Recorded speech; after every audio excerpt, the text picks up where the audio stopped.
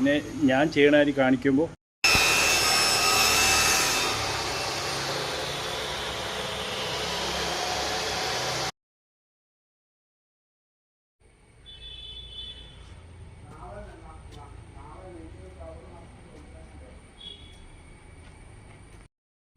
രണ്ട് ടീമിൻ്റെ പമ്പുകൾ വെച്ചിട്ട് രണ്ട് ടീമിനും പോകും.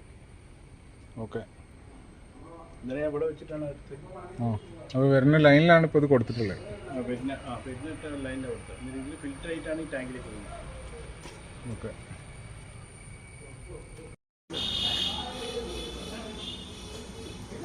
ഈ 4 പാക്കിലേക്ക് വരുന്നത്.